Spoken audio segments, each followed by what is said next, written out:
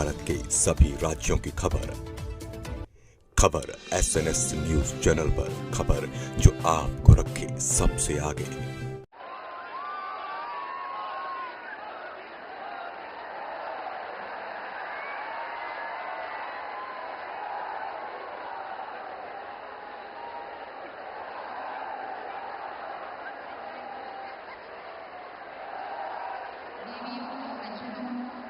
यह भूमि है मनुष्य की प्रतिभा एवं शान प्रतिष्ठा की नींव रखने वाले, और भारत को सशक्त करना है तो देहातों को मजबूत करना होगा। यह दूरदर्शिता रखने वाले महात्मा गांधी जी की। यह भूमि है भूदान आंदोलन के प्रणेता आचार्य विनोबा भावे जी की। इस पावन भूमि में मैं वसुंधरा काशीकर महाराष्ट्र सरकार और केंद्र सरकार की ओर से माननीय प्रधानमंत्री श्री नरेंद्र मोदी जी का हार्दिक स्वागत करती हूँ। मैं अनुरोध करती हूँ माननीय मुख्यमंत्री एकनाथ शिंदे जी से कि वे माननीय प्रधानमंत्री जी का स्वागत एवं सत्कार करें। यहाँ हम बताना चाहेंगे कि रूपेश सुहागपुरे नाम के हमारे एक रजिस्टर्ड विश्वकर्मा ने यह सूतमाला अपने हाथों से बनाई है, जो हम अभी पहनाने जा रहे हैं माननीय प्रधानमंत्री जी को। और इसके बाद श्रम संस्कृति का सम्मान और यंत्र विवेक का प्रतीक चरखा देकर हम माननीय प्रधानमंत्री जी का सम्मान करने जा रहे हैं।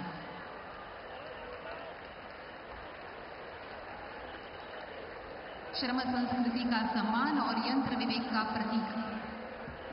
अभी हम एक बहुत ही पवित्र और खास मंदिर देकर प्रधानमंत्री जी का सम्मान करने जा रहे हैं। मैं मंगल प्रभात लोढ़ा जी से अनुरोध करती हूं कि वे संविधान मंदिर देकर प्रधानमंत्री जी का सम्मान करें।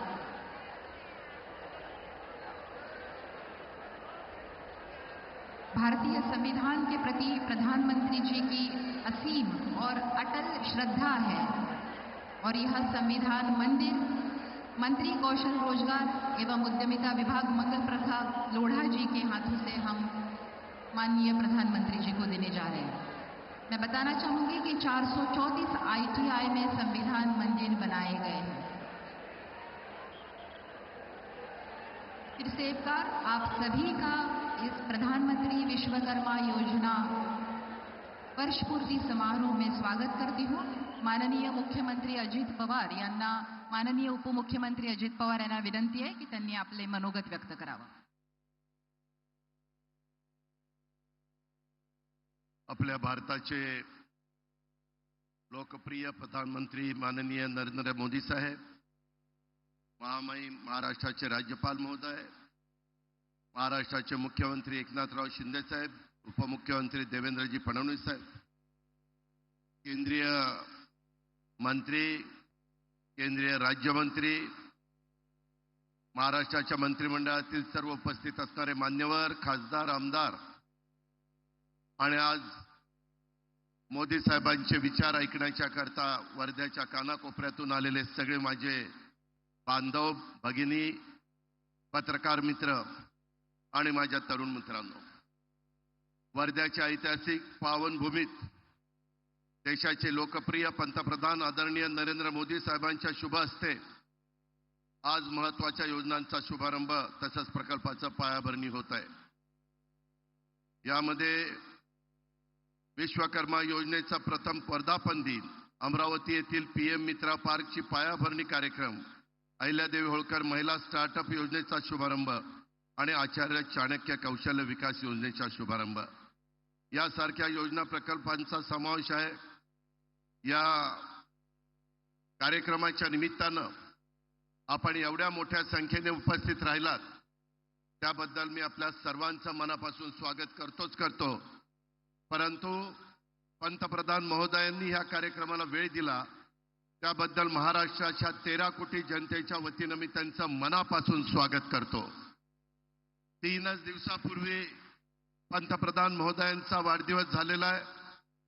मी वाढदिवसाच्या निमित्ताने देखील महाराष्ट्राच्या तमाम जनतेच्या वतीने त्यांना हार्दिक शुभेच्छा देतो।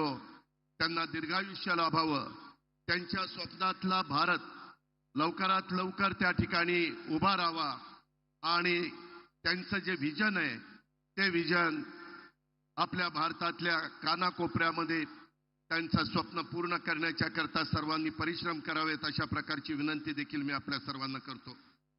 एकंदरीतच आज इथं महाराष्ट्र सरकारने शेतकरी, महिला, युवा आणि गरीब घटकांच्या कल्याणासाठी, त्यांच्या सर्वांगीण विकासासाठी विविध योजना उपक्रम सुरू केलेले आहेत आणि त्याच्याकरता भरपूर अशा प्रकारची आर्थिक तरतूद देखील केलेली आहे. आज ज्या परिसरामध्ये पंतप्रधान महोदय आलेले आहेत त्याच्यामध्ये महात्मा गांधी यांचं वास्तव्य राहिलेल्या सेवाग्रामची भूमी, आचार्य विनोबा भावे यांचा आश्रम असलेले पवनार यासारख्या पावनभूमीला मी वंदन करतो. महात्मा गांधी, विनोबा भावे यांना देखील मी वंदन करतो. आज अमरावती येथे उभारण्यात येत असलेल्या PM मित्रा पार्कच्या माध्यमातून विदर्भासह राज्याच्या औद्योगिक क्षेत्राला मोठी चालना मिळणार आहे. विदर्भातल्या पांढऱ्या सोन्याला खऱ्या अर्थाने सोन्याचे दिवस येणार आहे. या टेक्सटाईल पार्कमध्ये 10,000 कोटी रुपयापेक्षा जास्त गुंतवणुकीची शक्यता आहे. 1 लाखापेक्षा जास्त रोजगाराची शक्यता आहे. गेल्या 10 वर्षामध्ये प्रधानमंत्री महोदयांनी भूमिपूजन केलेल्या अनेक प्रकल्पांचं त्यांच्या हस्ते लोकार्पण झालंय. देशात अत्यंत कमी कालावधीमध्ये गतिमान पद्धतीनं पायाभूत विकास प्रकल्प पूर्ण करण्याचा विक्रम आपल्या पंतप्रधान महोदयांनी केलेला आहे. आंतरराष्ट्रीय स्तरावर देशातील अनेक उद्योग महाराष्ट्रात गुंतवणूक करण्यास उत्सुक आहेत. नुकताच गडचिरोलीला इस्पात स्टील प्रकल्प, महापे येथे सेमीकंडक्टर प्रकल्पाचा शुभारंभ झाला. त्यातून लाखो तरुणांना रोजगार मिळणार आहे. मी अधिक न बोलता प्रधानमंत्री नरेंद्र मोदी साहेबांच्या स्वप्नातला कुशल, रोजगारक्षम, विकसित भारत घडवण्याच्या कार्यात आपलं महायुतीचं सरकार आणि राज्यातील जनता आपलं संपूर्ण योगदान देईल अशा प्रकारचा विश्वास व्यक्त करतो. प्रधानमंत्री महोदयांना धन्यवाद देतो आणि या ठिकाणी थांबतो. जय हिंद, जय महाराष्ट्र. यानंतर राज्याचे माननीय उपमुख्यमंत्री श्री देवेंद्र फडणवीस यांना विनंती आहे की त्यांनी सभेला संबोधित करावं.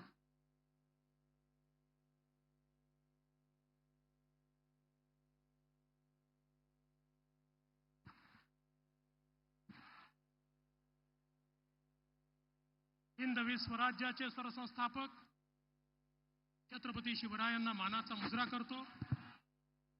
भारतीय राज्यघटनेचे शिल्पकार भारतरत्न डॉक्टर बाबासाहेब आंबेडकर यांना मानवंदना अर्पित करतो.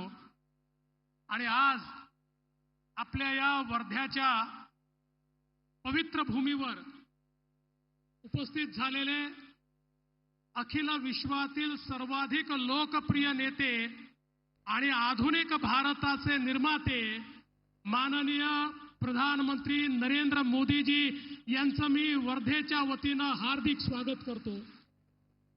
मंचावर उपस्थित माननीय राज्यपालजी, माननीय लोकप्रिय मुख्यमंत्री एकनाथराव शिंदेजी, उपमुख्यमंत्री अजितदादा पवार, केंद्रीय मंत्री जीतनराम मांझीजी, जयंत चौधरीजी, मंचावर उपस्थित सर्वच महाराष्ट्राच्या मंत्रिमंडळातील आमचे सहकारी मंत्री, आमदार, खासदार, सर्व मंचावरील प्रमुख नेते मंडळी आणि उपस्थित माझ्या भगिनी आणि बंधूंनो, आजचा दिवस हा अत्यंत महत्त्वाचा दिवस आहे. कारण आपल्याला कल्पना आहे की एकीकडे अमरावतीच्या मित्रा टेक्सटाईल पार्कचं भूमिपूजन आज होत आहे, दुसरीकडे आर्य चाणक्य कौशल्य प्रशिक्षणाची योजना सुरू होते, त्यासोबत अहिल्याबाई होळकर स्टार्टअपची सुरुवात होते आणि PM विश्वकर्माच्या अंतर्गत राज्यातल्या 2 लाख लोकांना या ठिकाणी त्याची मदत मिळते आहे. एकूण आपण विचार केला तर आज या एका कार्यक्रमामध्ये 6.5 लाख कुटुंबाचं चित्र बदलणार आहे, त्यांच्यापर्यंत रोजगार आणि अधिकारिता पोहोचणार आहे. मी माननीय प्रधानमंत्री महोदयांचं याकरता अभिनंदन करतो. ज्याला आपल्या जीवनामध्ये परिवर्तन घडवायचं आहे त्या प्रत्येक व्यक्तीकरता माननीय मोदीजींनी संधी तयार केली.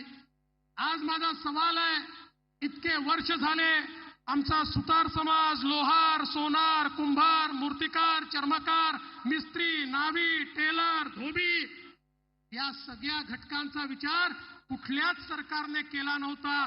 पण त्यांचा विचार करणारे देशातले एकमेव नेते कोणी असतील तर प्रधानमंत्री माननीय मोदीजी आहेत, ज्यांनी या 12 बलुतेदारांना, या मायक्रो ओबीसीला या ठिकाणी प्रधानमंत्री विश्वकर्मा योजनेच्या अंतर्गत ज्या प्रकारे प्रशिक्षण दिलं आणि केवळ प्रशिक्षण नाही, त्यांना त्या ठिकाणी रोजगार वाढवता यावा म्हणून वित्त सहाय्य केलं. त्यांचं जीवन पूर्णपणे बदलण्याचं काम आज या ठिकाणी होत आहे.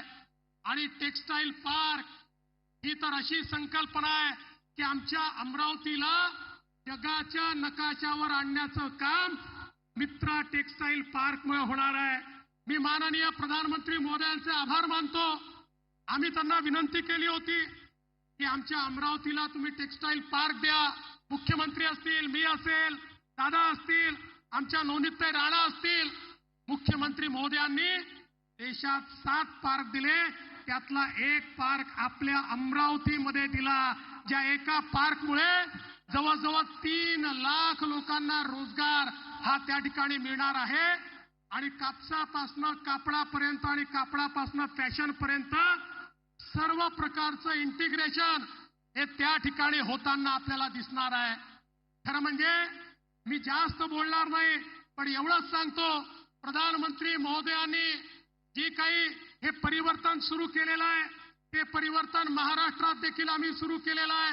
आमच्या लाडक्या बहिणी या ठिकाणी बसलेल्या आहेत. लाडक्या बहिणींना आज आपण 1,500 रुपये त्या ठिकाणी देतो. पण त्यासोबत आपल्या लखपती दीदी कार्यक्रमाच्या अंतर्गत माननीय मोदीजींच्या नेतृत्वात लखपती दीदी देखील आपण तयार करतोय. आणि एवढंच नाही तर आज मला मोदीजींचे पुन्हा आभार मानायचे आहेत की आमच्या सोयाबीनच्या, कापसाच्या शेतकऱ्याला शेतमालाचा भाव मिळाला पाहिजे.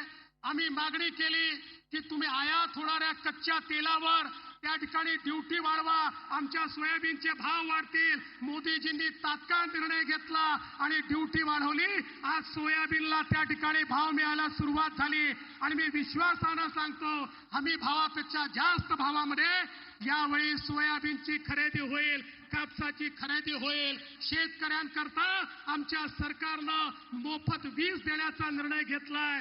समाजाच्या सर्व घटकांच्या पाठीशी आपलं सरकार उभं आहे. आणि म्हणून मी पुन्हा एकदा आपल्या वर्धा जिल्ह्याच्या माध्यमातून माननीय प्रधानमंत्री महोदयांचं मनापासून स्वागत करतो, त्यांचे आभार मानतो आणि माझं बोलणं संपवतो. धन्यवाद. जय हिंद, जय महाराष्ट्र. ग्रामीण अर्थव्यवस्था एवं पारंपरिक कारीगरों को नवसंजीवन देने वाली पीएम विश्वकर्मा योजना इसका ऐसा वर्णन करना होगा. अभी मैं आमंत्रित करना चाहती हूँ माननीय केंद्रीय मंत्री सूक्ष्म लघु और मध्यम उद्यम मंत्रालय श्री जीतन राम मांझी जी से अनुरोध करती हूँ कि वे अपना भाषण करें.